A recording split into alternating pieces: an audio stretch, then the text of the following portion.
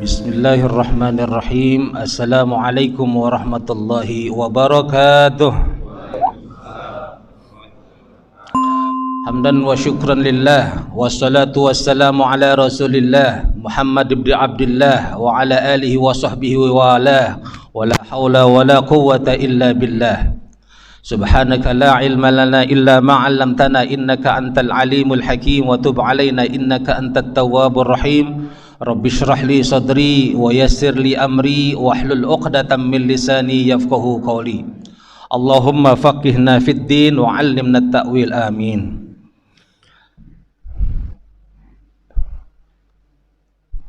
Bapak Ibu hadirin hadirat jamaah salat subuh yang dirahmati Allah Subhanahu wa taala, yang dimuliakan oleh Allah Subhanahu wa taala. Terlebih khusus para alim ulama, tuan guru, para asatiz, para hujjaj, pengurus DKM Masjid Jabal Ar-Rahmah yang senantiasa memfasilitasi kegiatan kita, kajian, pengajian. Mudah-mudahan kita semua senantiasa dirahmati oleh Allah Subhanahu wa taala, dalam lindungannya senantiasa, dan diistiqomahkan oleh Allah untuk beramal ibadah salat bersama-sama di masjid yang kita cintai ini sampai sakaratul maut menjemput kita. Mudah-mudahan kita diwafatkan oleh Allah dalam keadaan husnul khotimah semua. Amin, amin ya rabbal alamin. Kembali di pekan kedua kita kembali bermusyafahah, bermuajahah, bersilaturahim, tatap muka, bertemu dalam rangka talabul ilmi, yang baginda Nabi berpesan talabul ilmi utlubul ilma minal mahdi ilal lahad. Jadi tidak ada waktu tanpa belajar. Kalau orang barat time is money, kalau orang Islam itu jadi time is talabul ilmi gitu. Jadi sampai liang lahat gitu, masih belajar. Mudah-mudahan jadi kalau almarhum Allah yarham Profesor Kiai Haji Ali Mustafa Yaqub bilang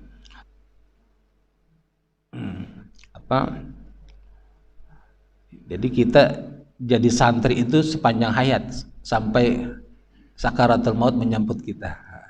Jadi jangan jadi berhenti jadi pelajar. Orang yang merasa udah berhenti dan sudah selesai belajarnya, sejatinya orang yang bodoh dan ilmunya sedikit.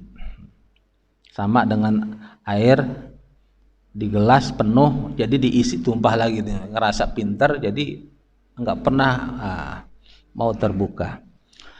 Mari kita lanjutkan kajian kita, kajian adab, dengan merujuk pada kitab At-Tibyan fi Adabi Hamalatul Quran yang dikarang atau disusun oleh Al-Imam Abi Zakaria Yahya bin Syaraf An-Nawawi Ad-Dimashqi. Kita bacakan surah Al-Fatihah kepada beliau. Mudah-mudahan apa yang kita pelajari dari kitab beliau bermanfaat buat kita, baik dunia maupun akhirat, dan Allah beliau meridhoi kita sebagai muridnya. Kelak kita akan dikumpulkan bersama beliau di surganya Allah, amin ya rabbal alamin. Dan kita bermohon dengan wasilah surah Al-Fatihah agar Allah meninggikan derajat beliau di sisinya nanti. Ala hadiniyah wa ala kulli niyatin shalihah. Al-Fatihah. A'udzubillahi minasyaitonir rajim. Bismillahirrahmanirrahim. Alhamdulillahi rabbil alamin arrahmanir rahim maliki yaumiddin. Iyyaka na'budu wa iyyaka nasta'in. Ihdinas shiratal mustaqim. Shiratal ladzina an'amta 'alaihim ghairil maghdubi 'alaihim waladdallin. Amin. Ada yang pernah tanya, setiap ngaji kitab, terutama saya ngirim Al-Fatihah. Dalilnya apa Ustadz? Buat ngapain baca Al-Fatihah? Kalau kita punya guru, walaupun guru kita orang kaya Pak, bahkan mungkin lebih kaya, materinya lebih banyak dari kita. Lalu kita panen singkong, kita bawain singkong ke guru kita. Bukan kita ngerasa dia kok mampu, kita nggak lebih mampu dari dia. Ngapain kita bawa-bawain? Guru-guru kita mengajarkan kita memetik ridhonya, berkah dari guru kita. Kalau dia ridho terhadap kita, insya Allah apa yang diajarkan, apa yang ditulis, kitab yang kita pelajari menjadi ilmu yang barakah dan manfaat buat kita. Nah, karena ulama-ulama yang kita kaji ini buku-bukunya, ilmunya sudah wafat, maka tidak mungkin kita memberi hadiah, memberikan supaya beliau ridho, senang sama kita, itu berbentuk materi. Maka hadiahnya surah Al-Fatihah. Pun begitu kepada baginda Rasulullah SAW. Al-Fatihah kepada baginda Rasulullah bukan berarti tanpa Al-Fatihah lalu mulianya Rasulullah jadi merosot atau hilang, tidak, atau menambah kemuliaan, tidak juga. Itu bentuk rasa syukur kita dan terima kasih kita kepada baginda Nabi. Dan mudah-mudahan baginda Nabi ingat kenal nama kita karena kita sering ngirimin Al-Fatihah. Nah, gitu Pak, maksudnya gitu.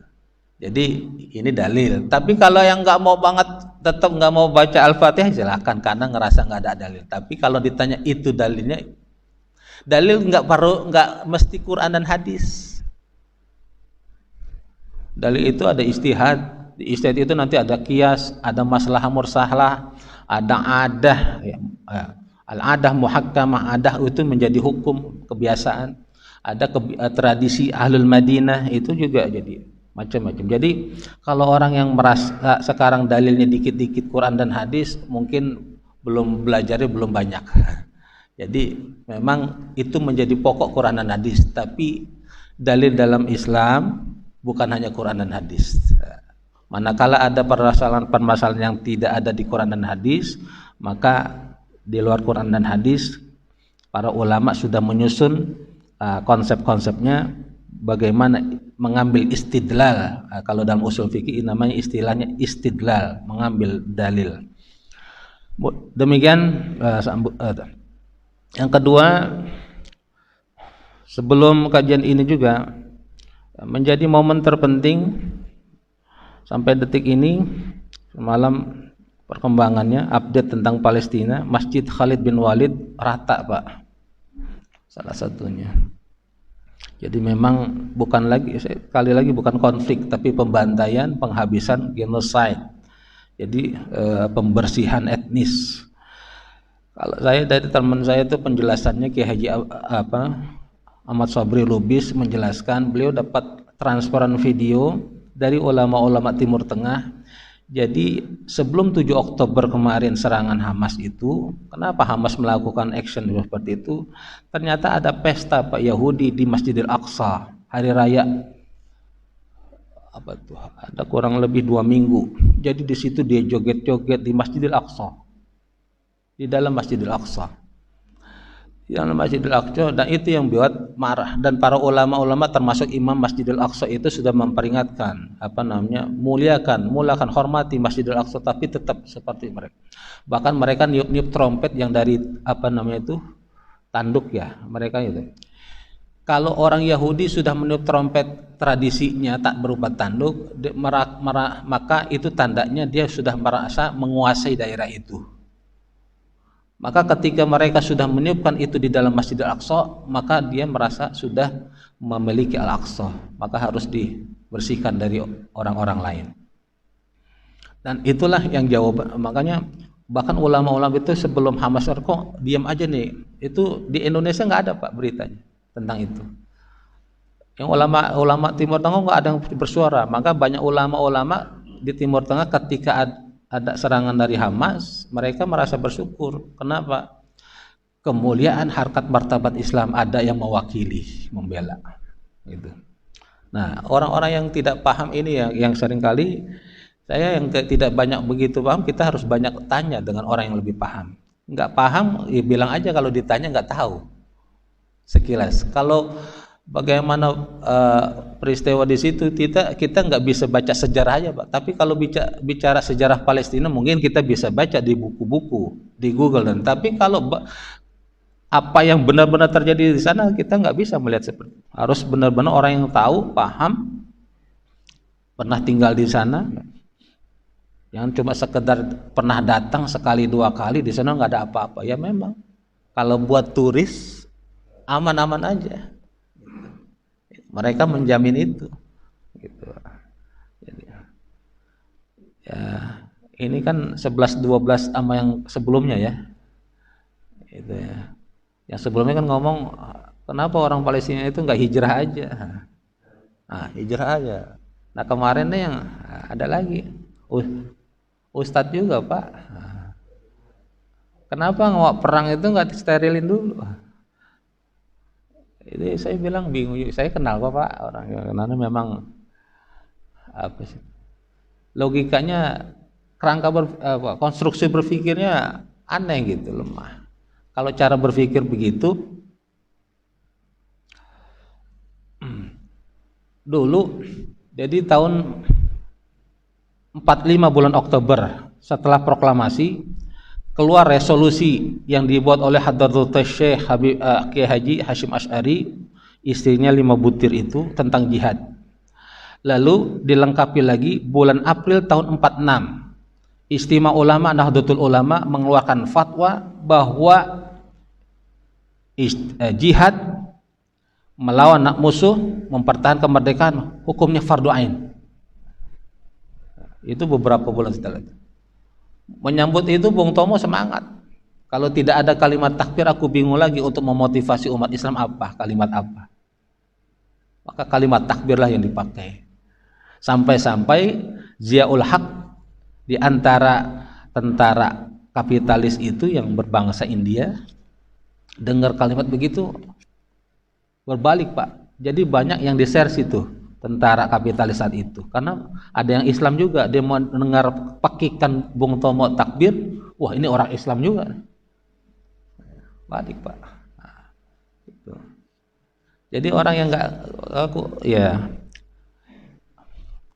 kalau kita sedikit ini, saya sering bilang rusaknya kita ini, kenapa banyak orang yang nggak paham sesuatu tapi ngomong, wah, itu Ibnul Mubarak pernah mengatakan itu. Jadi banyak orang yang nggak punya sanad keilmuannya ngomong. Kalau kita punya ilmunya A, lalu disuruh komentar tentang B, nggak paham, bilang aja nggak paham. Silakan tanya sama yang ahli gitu. Sering kali orang gengsi untuk ngomong gitu Pak. Gitu. Lalu kalau ini ada yang curigaan, kalau donasi yang ini nggak sampai. Pertama saya ingin sampaikan, kemarin juga Jumatan itu saya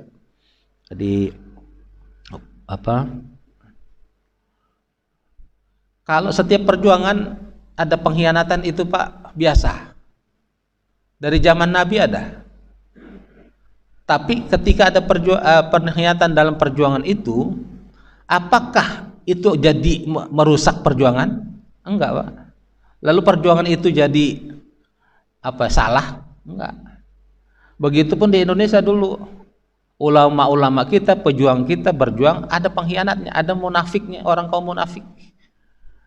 Tapi walaupun ada orang-orang munafik yang menjadi pengkhianat bangsa, bukan berarti perjuangan Bung Tomo, perjuangan pahlawan-pahlawan yang lain jadi salah, tidak. Paham nggak Pak? Dulu Habib Rizik pernah cerita di FPI sendiri, FPI pernah sudah berapa banyak Habib, Kiai, Ustadz yang dipecat dari FPI karena mengatasnamakan FPI tapi buat kepentingan sendiri. Banyak Pak, tapi banyak orang nggak tahu. Jadi di organisasi juga begitu. Nah, makanya tadi Imam baca surah Al-Munafiqun. Itu cerita dulu ketika Nabi ingin perang sama sahabat-sahabatnya. Ini orang munafik Pak bilang, melemahkan semangat orang munafik. Jangan ikut. Disuruh galang dana, nggak usah ikut dana.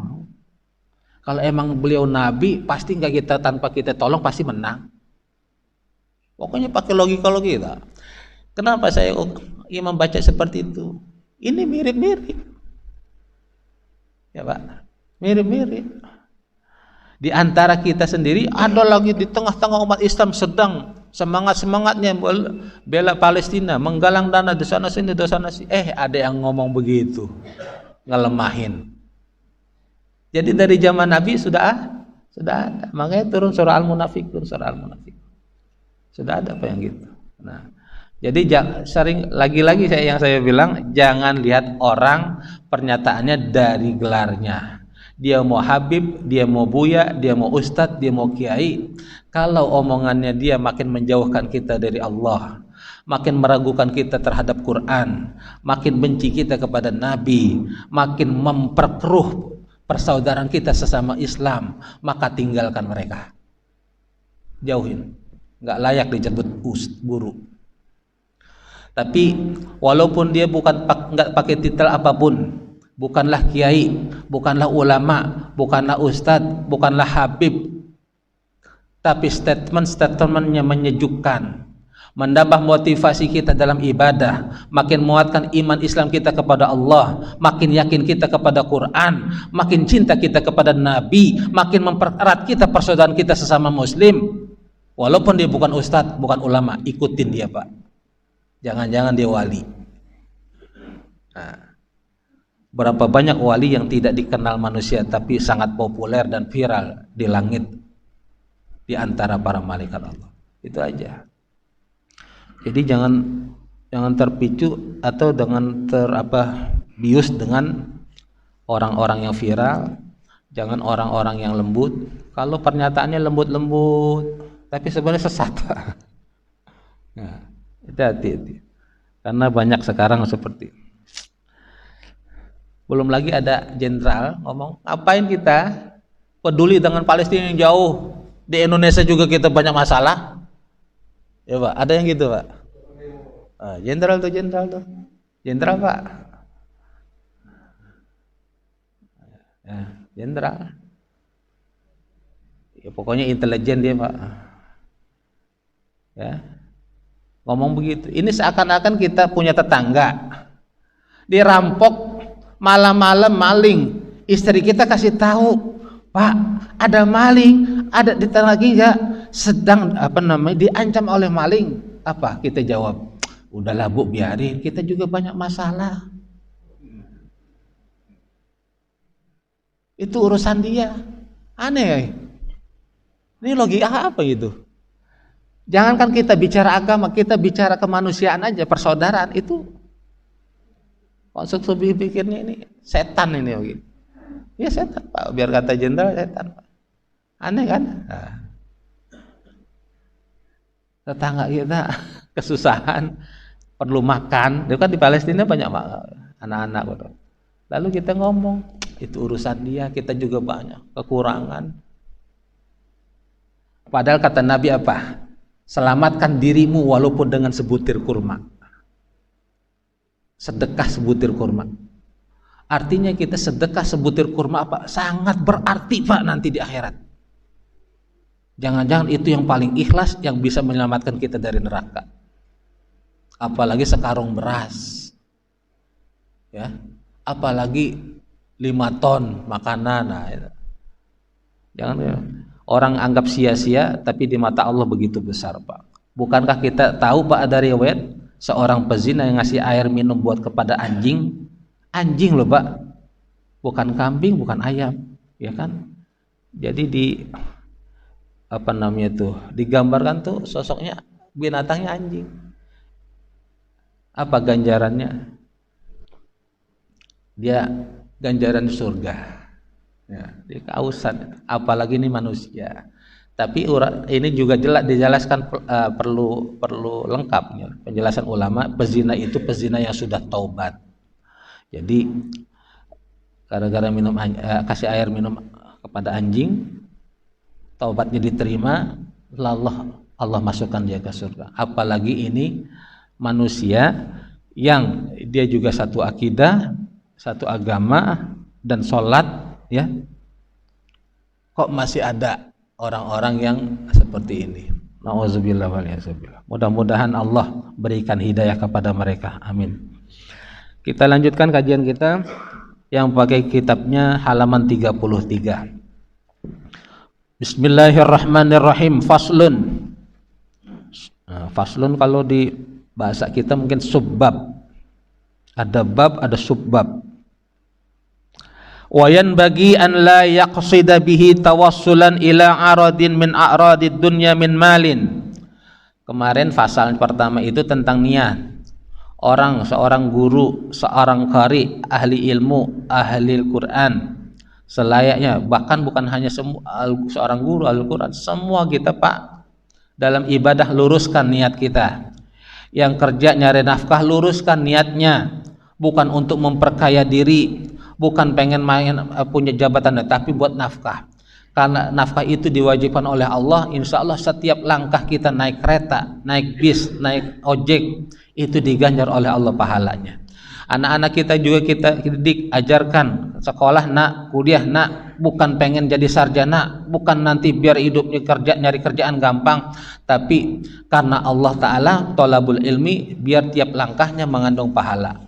Pun begitu setiap aktivitas kita, ibu-ibu yang masak tiap hari, jangan cuma karena kalau kita cuma memuaskan istri dan anak mungkin pegel, capek, tapi karena lillah Ta'ala kita mengharap ridho Allah Subhanahu wa Ta'ala, tiap gorengan kita, tiap menit kita itu mengandung pahala semua, dan seterusnya.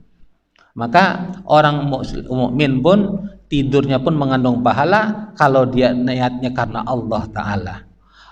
Ada kaidah kemarin kita usul fiqh mengatakan al umuru bimaqasidiha, setiap perkara itu tergantung dengan niatnya. Oleh karena itu ulama mengatakan la thawaba illa bin niyah, tidak dapat pahala apapun aktivitas yang kita kerjakan illa bin niyah, kecuali dengan niat karena Allah Ta'ala. Maka setiap aktivitas kecil pun kita niat karena Allah Ta'ala. Mau berangkat bismillahirrahmanirrahim tawakkaltu 'alallah la haula wala, itu kan sunnahnya baca takbir 3 kali sudah di atas kendaraan. Kalau kendaraannya sudah berangkat, ya kan, bismillahi majriha wa mursaha inna rabbil laghaw subhanalladzi sakhkharana lana hadza, dan seterusnya. Baca. Yang belum sempat zikir pagi itu habis subuh langsung kerja di atas kereta nggak apa-apa. Kalau kita tahunan sudah baca Pak, insya Allah udah hafal, jadi nggak perlu lagi bawa. Tapi yang belum hafal ya bawa, atau di handphone buka, daripada dengerin musik di atas kereta, di atas bis, di atas gojek gitu. Kalau yang habis-habis hafal Quran tuh biasanya gitu, naik motor bukan hanya zikir Pak, murojaah hafalan tuh kalau ngafal, kalau jalan kemana gitu, dapat 1 juz, dapat setengah juz, daripada bengong. gitu. Wayan bagi an la yaqsida bihi tawassulan, seyogyanya hendaknya seorang guru tidak berharap memperoleh tawassulan ila aradin min a'radid dunya min malin, sesuatu kenikmatan dari kenikmatan dunia, min malin berupa materi, berupa harta. Jangan ngajarin ngaji atau ngajarin orang Quran, otaknya udah cuan, duit. Nah, ini yang ngerusak niat Pak.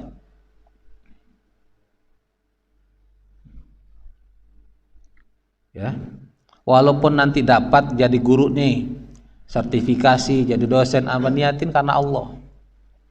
Kalau kita niatin bener-bener karena gaji, sertifikasi, kita khawatirnya dapatnya dunianya doang, nanti di akhirat kosong.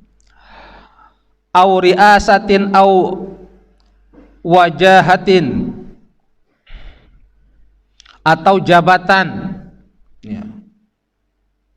Tadi jadi guru, pengen karir, pengen nanti jabatannya tinggi, jadi pimpinan, jadi kepala sekolah, jadi ya. Jangan berharap itu.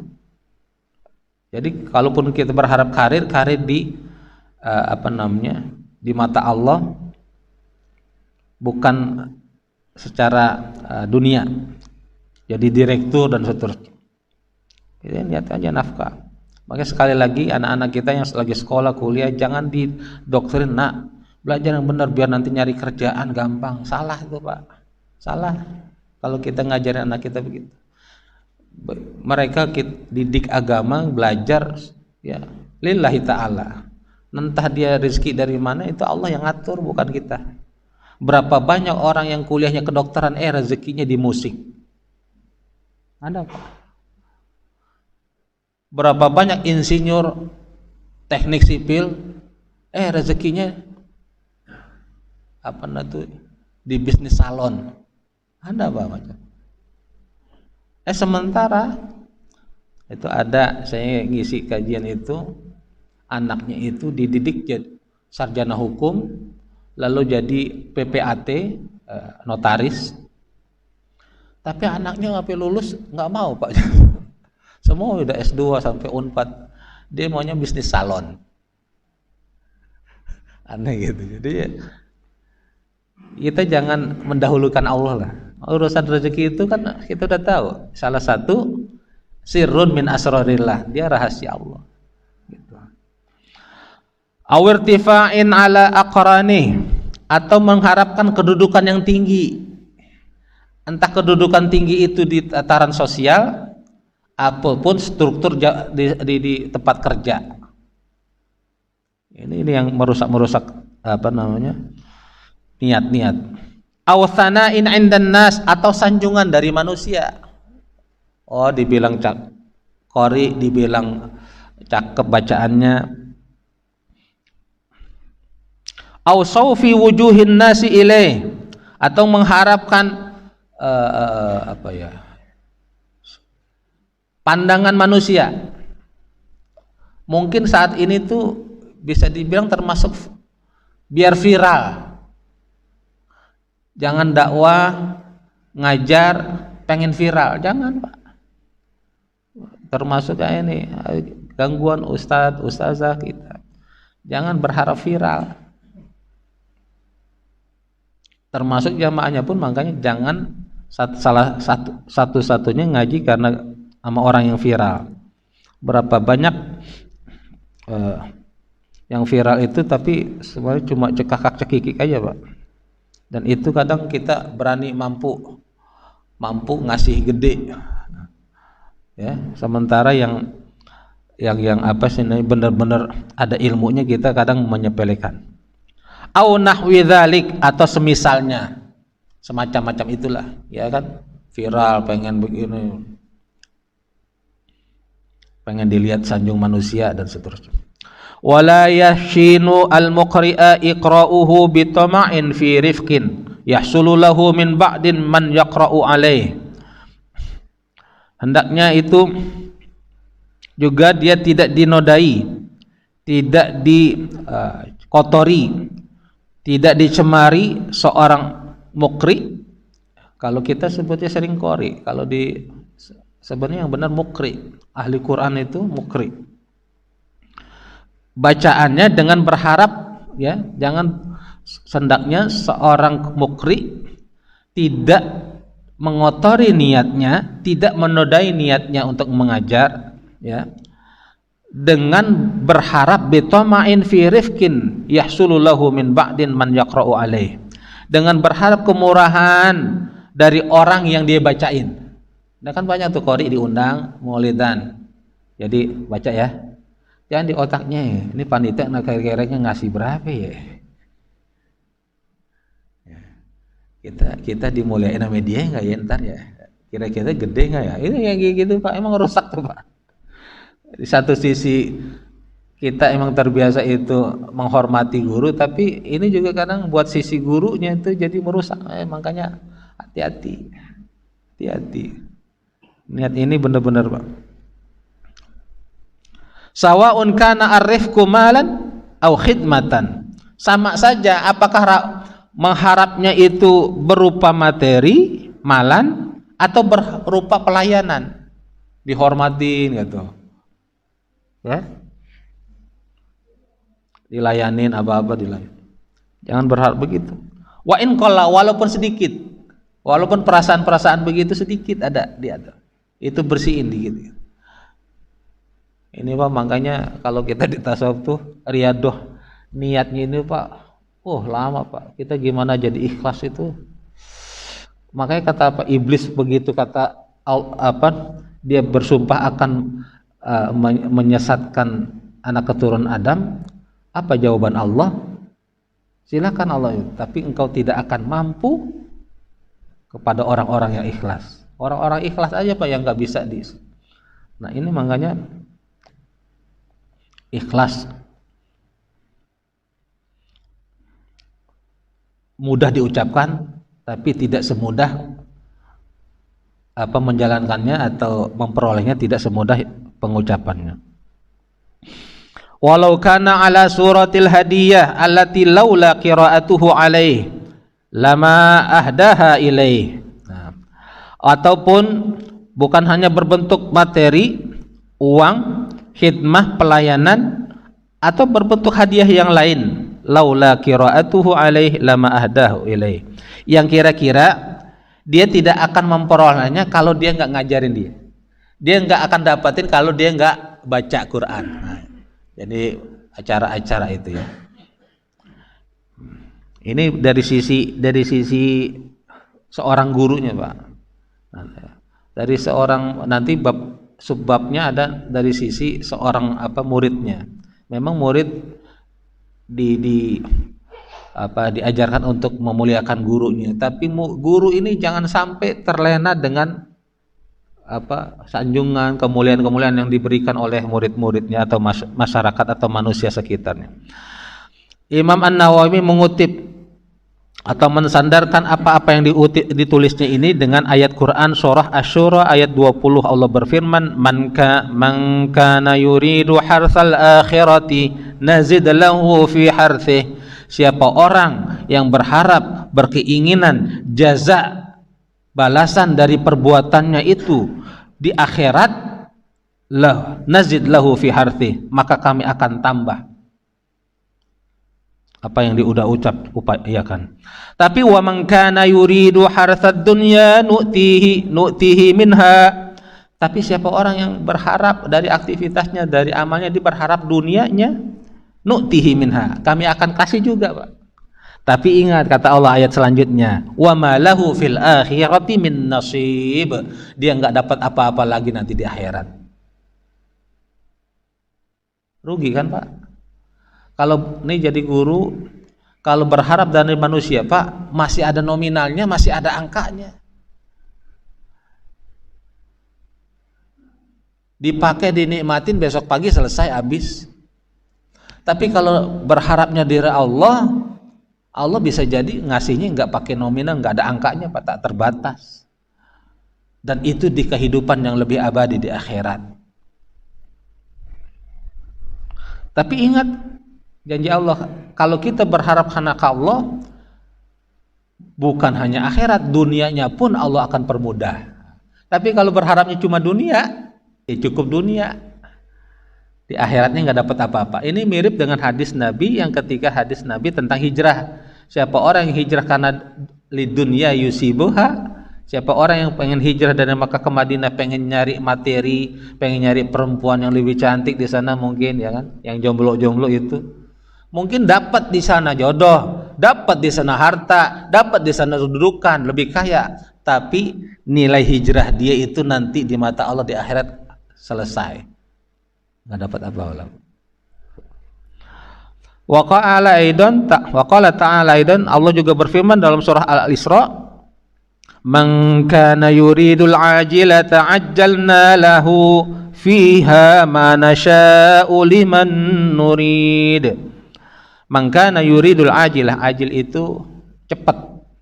Siapa orang yang kepengen cepat atau segera amalnya dibalas di dunia ini, ajjalnalah, kata Allah, kami akan cepetin, kasih langsung. Fiha ma nasya'u liman nurid. Apa-apa itu yang kami kasih tadi, itu apa yang kami kehendaki bagi mereka yang kami inginkan. Surah Al-Isra. Nah, makanya kita harus imbang, Pak. Jadi kalau kita mau doa minta sesuatu, ya, doa saja sama Allah, minta dimudahkan segala urusan kita. Kita punya hajat banyaknya, ya Allah, Engkau Tuhan yang tidak pernah punya hajat, sementara hajat kami begitu banyak, ya Allah, sampaikan hajat-hajat kami baik dunia maupun akhir. Jangan sampai niat, tapi jangan sampai niat, ya Allah, ya gini gitu, ya. Ya, jangan mengotori niat-niat ibadah kita.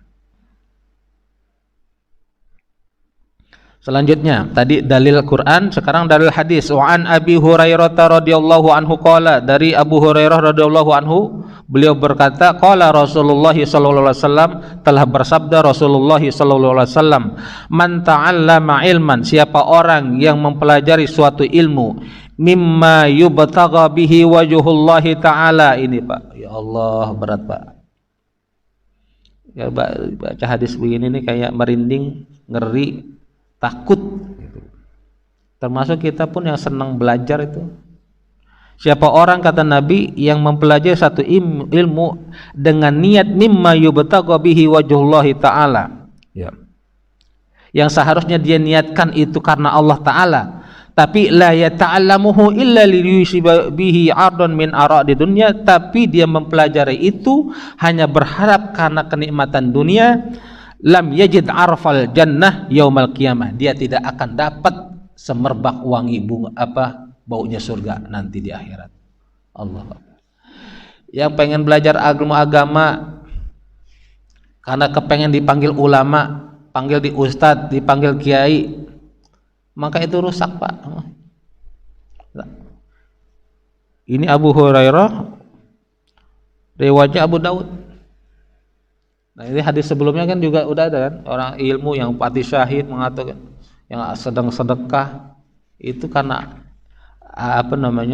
niatnya tidak bersih karena Allah, sia-sia semua Pak. Maka riadah kita ini nggak usah kita ngaji kitab-kitab tasawuf yang tebel-tebel, yang begini aja nih Pak, riadahnya nih kita jalani Pak. Gimana kita jadi orang ikhlas, ngapain ya? Nggak dikotori dengan niat yang lain, tidak terpengaruh dengan pujian atau cacian manusia dan seterusnya. Hadis yang kedua, halaman berikutnya, wa an Anasin wa Hudzaifah wa Ka'ab bin Malik. Jadi 3 orang nih, 3 sahabat Nabi radhiyallahu anhum, dari Anas, dan Hudzaifah dan Ka'ab bin Malik radhiyallahu anhum, karena banyak hum.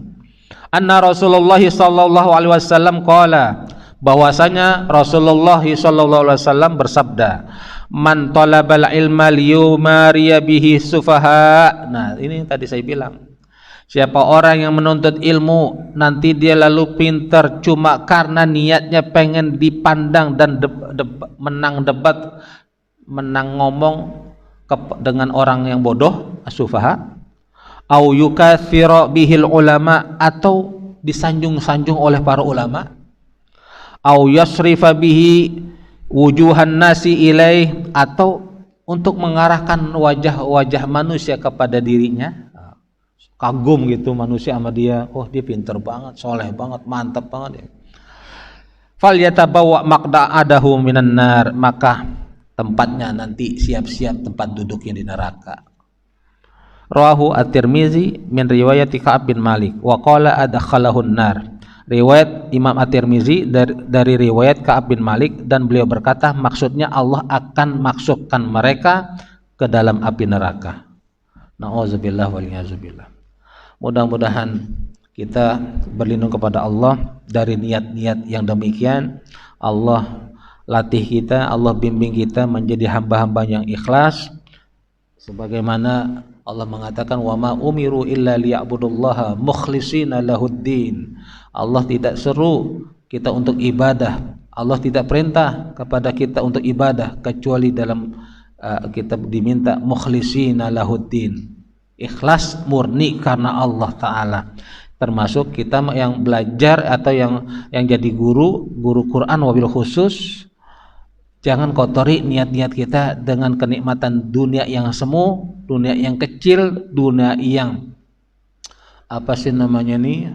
sementara Quran, jadi guru Quran itu sangat mulia. Walaupun nanti pembahasannya nanti di sisi bab tentang sisi muridnya beda lagi nanti, karena murid tetap punya kewajiban untuk memuliakan dan menghormati gurunya. Demikian subbab ini, mudah-mudahan kita, sekali lagi ini bukan hanya statement-statement yang dibaca, kita sama-sama melatih, termasuk diri saya nih, melatih diri kita, hati kita supaya menjadi orang-orang yang ikhlas. Allahumma ij'alna minal mukhlisin, Allahumma ij'alna minal mukhlasin. Demikian, silakan kalau ada yang mau dipertanyakan. Silakan Pak, Ibu.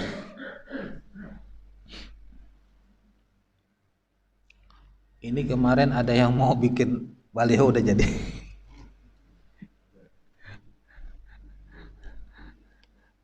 Silakan Pak. Atau tema yang lain juga nggak apa-apa.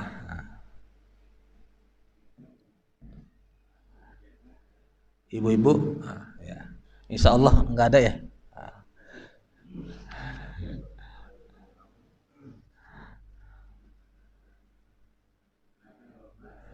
Nah, ini subbab yang satunya lagi ya, hampir 2 halaman, jadi agak ya. Kalau tidak ada, udah masuk ininya? Suruk? Belum? Masih. Nah. Mau pilpres lagi nggak apa-apa Pak? Ada yang ikut kemarin di apa? Di Monas karena Profesor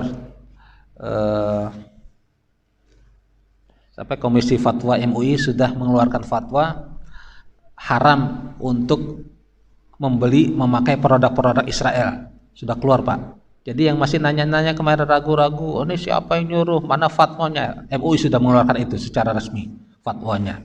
Tapi sebenarnya sebelumnya jauh-jauh hari dulu Syekh Muhammad Said Ramdan Al-Buti, beliau yang dijuluki Imam Al-Ghazali abad ini, beliau pernah berfatwa fardu ain untuk meninggalkan produk-produk Israel. Karena kalau ketika kita beli berapa rupiah pun kita menyokong semua.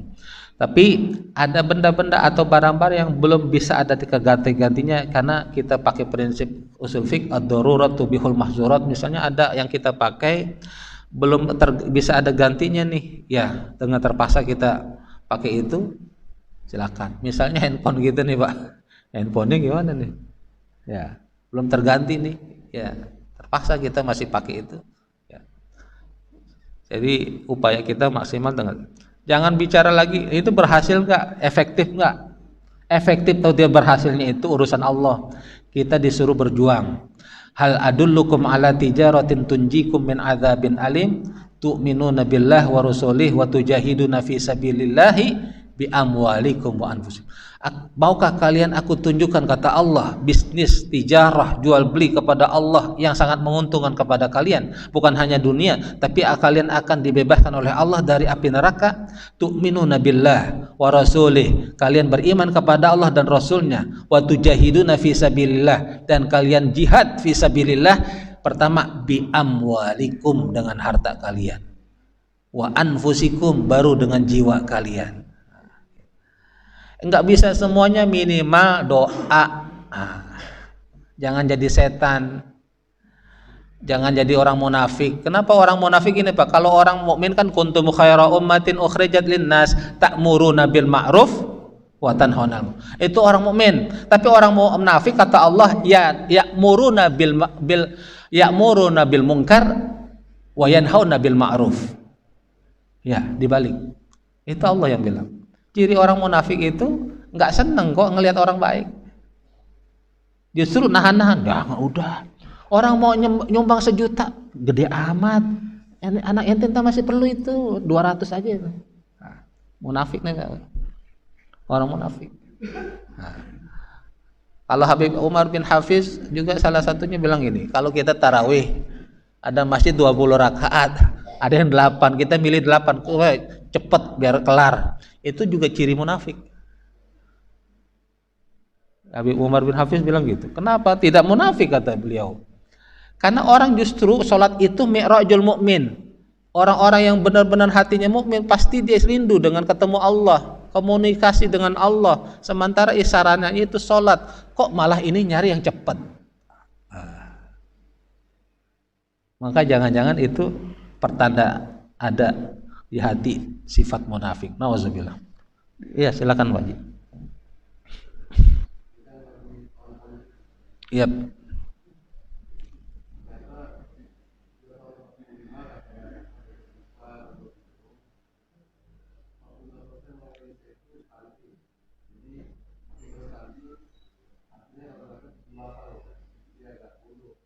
Agak bodoh.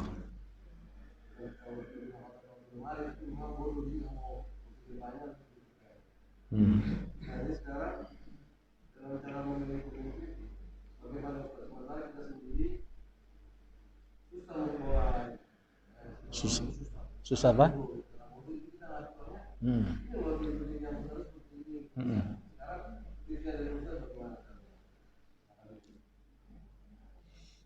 Ya, masyarakat itu macam-macam. Ini dakwah, termasuk dakwah dalam bidang politik itu dakwah juga.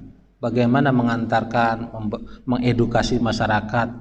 Yang benar ini, yang bagus ini, tapi tetap pernah karena memang fanatis. Ini saya nggak lebih lanjut karena bukan ahli politik dan pengamat politik, tapi memang kebodohan dan kemiskinan itu ada kebodohan kemiskinan yang dibuat, dilestarikan. Ada memang ya memang orang karena memang tidak mampu jadi bodoh gitu. Oleh karena itu amanah konstitusi mencerdaskan kalau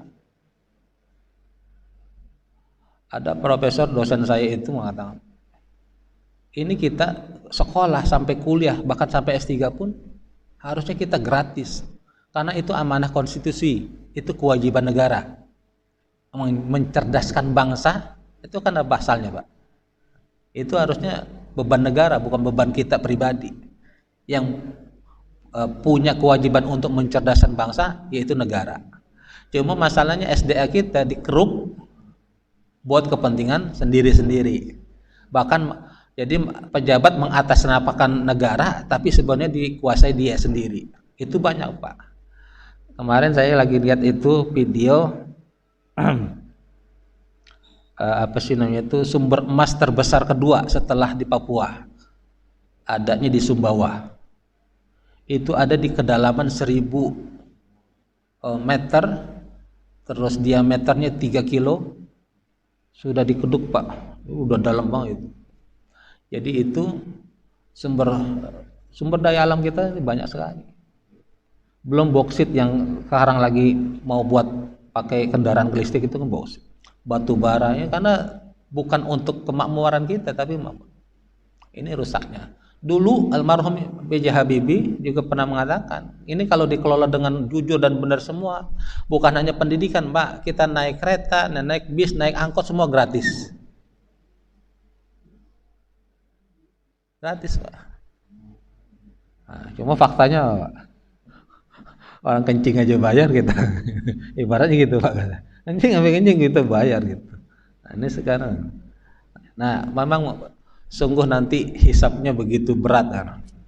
Ya, jadi masalahnya bahkan ada yang pengen ngasih makan kita Pak kalau menang, repot juga lah.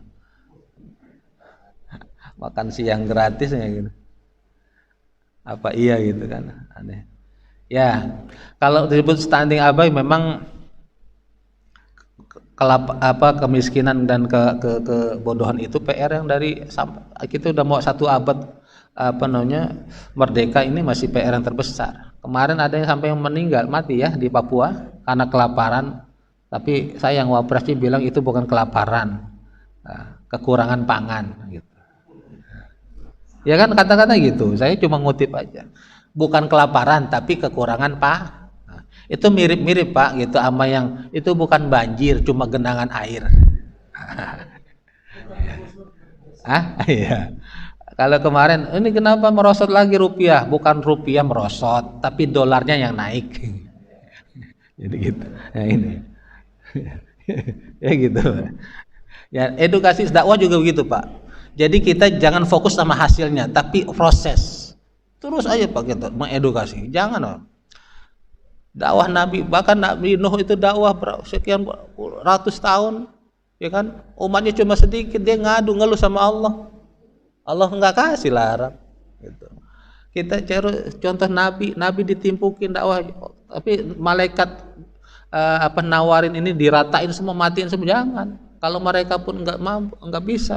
Kita berharap anak cucunya mungkin gitu. Terus edukasi. Jadi kita jangan terfokusnya jangan sama hasil urusan Allah Pak. Kita dakwahin aja dakwah. Bahkan mobil khusus yang muda-muda. Ini juga ulama-ulama semua ngajarin semua Pak. Kita punya sekarang Pak, di mana kita hidup di era digital, di era informasi. Buatlah akun-akun di medsos yang belum punya, bikin. Dan akunnya itu jangan cuma buat posting selfie makan gado-gado, makan bakso yang enak di mana nih, jangan begitu. Buat berjuang Islam di situ, Pak. Nah, kalau Palestina nih sekarang kita share semua. Iya, Pak. Ini kalau satu orang punya akun 10 coba. 10 orang udah berapa? Ramai kan, Pak? Dakwah. Makanya saya bilang ini Pak Haji udah punya ikhtiar ngerekam ini. Saya awalnya Pak dulu di Al-Kausar juga saya nggak mau ikut-ikutan begitu, cuma banyak juga yang mengatakan kita ngimbangin medsos-medsos dipakai orang-orang nggak bener, ya udah silakan gitu. Jadi anak-anak kita yang pada remaja, yang mahasiswa itu suruh bikin untuk berjuang di itu, Pak. Jadi jangan punya medsos, Instagram, YouTube, TikTok aja joget-joget juga, aduh itu abadi, ntar anak cucu ngeliat dosa terus tuh. Nah, iya kan? Buat berjuang Islam, berjuang. Ini sama Palestina semua, Pak.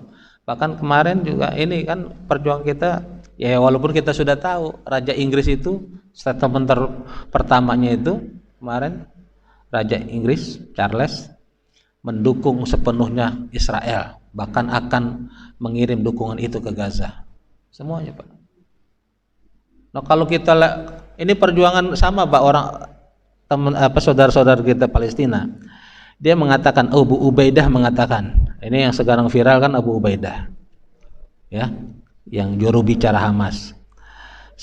Sebenarnya Hamas bukanlah lawan Israel, karena backing mereka tuh Amerika, Inggris, sekutu. Tapi apa? Kalau kita tidak ada perlawanan, apa yang akan kita jawab kalau Allah tanya nanti? Itu, Pak. Jadi jangan terpengaruh nih sama yang kata Buya, Ustadz, Kiai, Habib yang ngomong-ngomong gitu, nanti pengaruh itu. Buang ke sampah, Pak. Buang, jangan. Yang kita bisa perbuat bantu dengan omongan, dengan tulisan, dengan status, dengan doa, baca. Pengaruh tidak pengaruh itu urusan Allah. Yang penting nanti ketika Allah nanya, hatimu, pikiranmu, ucapanmu, lisanmu ketika kebatilan dan melawan kebenaran itu, kamu di pihak mana?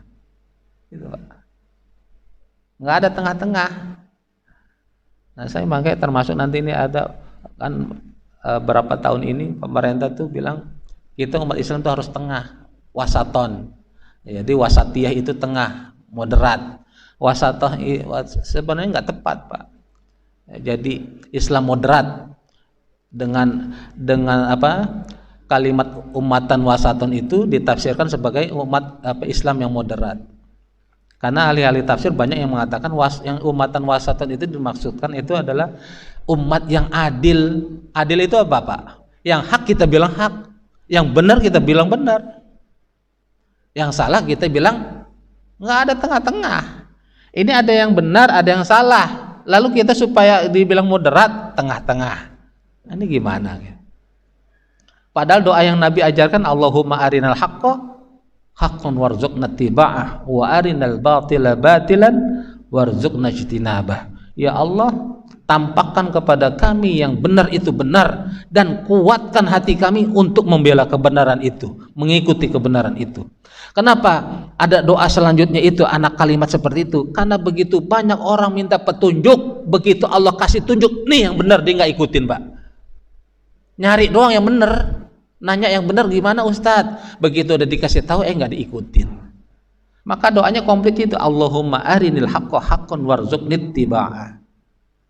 Wa arinal batila, ya Allah tampakkan pula kepada kami yang batil itu batil, warzuqni ijtinabah, dan kuatkan hati kami untuk meninggalkan kebatilan tersebut. Gitu, Pak. Jadi kalau kita jadi umat Islam tuh bukan yang tanpa pilihan. Umat Islam tuh wasatnya itu selalu ada di pihak yang benar. Ya kan? Kalau sudah datang yang yang kebenaran, insya Allah kebatilan. Ini memang ada prediksi itu kita tangkap buat pengayaan aja, Pak. Ada yang bilang nih 2024 sudah genap 100 tahun khilafah Islam itu runtuh. Nanti kalau sudah 100 tahun, 1 abad, maka insya Allah ada mujaddid yang akan membawa kejayaan Islam lagi. Ada juga kemarin saya dapat juga, wallahu alam, ya kita walaupun itu kajian ilmiahnya kurang ini, kita doa aja ya, mudah-mudahan apa ini sama gitu. Ada yang bilang tahun 2024 ini genap Palestina 76 Israel memproklamirkan negaranya. Ada ulama, ini berdasarkan mimpi juga, ada yang mengatakan umur Israel sebagai negara maksimal 75 sampai 76 tahun. Jadi kalau enggak tahun 2023 ini, 2024 besok dia akan musnah. Insya Allah. Ini buat penyemangat begitu aja Pak. Seperti Abu Ubaidah mengatakan, tetap jaga wudhu kalian karena sebentar lagi kita akan sholat berjamaah di Masjidil Aqsa. Mudah-mudahan Allah menangkan semua saudara-saudara kita yang di Gaza wabil khusus dalam menjaga kesucian Masjidil Aqsa. Allah menangkan nasrum minallah wa fathun qarib wa basyiris sabirin hasbunallahu wa ni'mal wakil ni'mal maula wa ni'man nasir. Senantiasa saya bertahun-tahun Pak kalau zikir itu ini anak-anak saya yang pada ikut bahkan sudah hafal itu salawat asgil salawat asgil sama hasbunallahu wa ni'mal wakil ni'mal maula wa ni'man nasir. Kalau yang kayak tarekat hizibnya Hizib Nasar, tarekat Syaziliyah apalagi, ya silahkan yang mau pakai itu kalau memang sudah dapat ijazahnya. Demikian mudah-mudahan bermanfaat dan menambah motivasi baik ahlul Quran yang baru mau belajar Quran, bagaimana menjaga hati kita benar-benar supaya ikhlas, supaya tidak terkotori, ternodai dengan niat-niat yang lain, termasuk pujian atau celaan orang-orang. Wabil khusus buat persaudaraan kita, mudah-mudahan semakin kuat. Innamal mu'minuna ikhwatun, sesungguhnya orang-orang mukmin itu kata Allah bersaudara. Kenapa Allah pakai ikhwatun? Ikhwatun itu Pak Bu pakai tak marbutoh, bulatnya rapet. Padahal ikhwatun itu jamak dari akhun. Jamak dari akhun itu bisa juga ikhwan, pakai nun terbuka. Tapi kenapa dalam surah Al-Hujurat ayat 10 yang Imam tadi baca dari rakaat pertama, Allah menggunakan ikhwatun dibandingkan ikhwan? Ulama tafsir menjelaskan makna ikhwatun pakai tak marbutoh, Allah seakan-akan ingin menggambarkan persaudaraan umat Islam sesama satu akidah itu lebih abadi, lebih kekal sepanjang hayat, bukan hanya di dunia, sampai nanti di akhirat. Kalau persaudaraan kita satu suku, satu darah, satu ibu, satu bapak, satu bangsa, itu bisa jadi tercederai, putus. Kita ribut masalah waris, putus saudara kita sama saudara. Kita ribut satu suku, putus kita Pak. Kita bisa dikeluarkan dari suku, dan tapi saudara satu akidah, ikhwatun maknanya lebih abadi, lebih kekal daripada persaudaraan-persaudaraan yang lain. Jadi jangan ragu menyatakan, jangan terpengaruh dengan mengatakan di perang di Gaza ini bukan perang agama. Saya jelas mengatakan ini perang agama, bukan hanya kemanusiaan. Kalaupun ini kemanusiaan, bukankah agama juga bicara tentang kemanusiaan? Surah Al-Maidah, surah An-Nisa ayat 93, Allah mengatakan wa may yaqtul mu'minan muta'ammidan fajaza'uhu jahannam. Siapa orang yang membunuh orang mukmin satu saja, dia tanpa dengan sengaja, fajaza'uhu jahannam, kata Allah, maka tempatnya nanti satu level, satu tempat dengan dengan iblis, yaitu neraka jahannam. Wa ghadiballahu alaihi, Allah murka, marah kepadanya. Wa la'anahu, Allah melaknat dia. Wa adallahu adzaban azima, dan Allah sudah mempersiapkan bagi mereka yang membunuh orang mukmin ya dengan azab yang azima, yang begitu pedih dan agung. Mudah-mudahan sekali lagi Allah istiqomahkan kita menjadi orang yang ikhlas, orang yang baik, dan Allah menangkan saudara-saudara kita yang berjuang di Palestina sana. Amin ya rabbal alamin. Lebih kurangnya maaf. Bismillahirrahmanirrahim. Wal asri innal insana lafi khusr illa alladziina amanu wa 'amilus shalihati wa tawassaw bil haqqi wa tawassaw bis sabr. Demi masa, demi waktu, demi era, sesungguhnya umat manusia semuanya dalam kerugian, kata Allah, kecuali orang-orang yang telah berikrar beriman kepada Allah. Cukup beriman tidak, kata Allah. Wa amilus shalihat, tapi setelah beriman dia beramal kebajikan di mana dan kapanpun dia berada. Setelah itu cukup tidak. Wa tawasaw bil haqqi wa tawasaw bis sabr. Dia saling mengingatkan dalam ketakwaan, dalam kebenaran dan kesabaran. Kita baca Kafaratul majlis, subhanakallahumma wa bihamdika asyhadu an la ilaha illa anta astaghfiruka wa atubu ilaik. Wallahul muwaffiq ila aqwamit thoriq. Wassalamualaikum warahmatullahi wabarakatuh.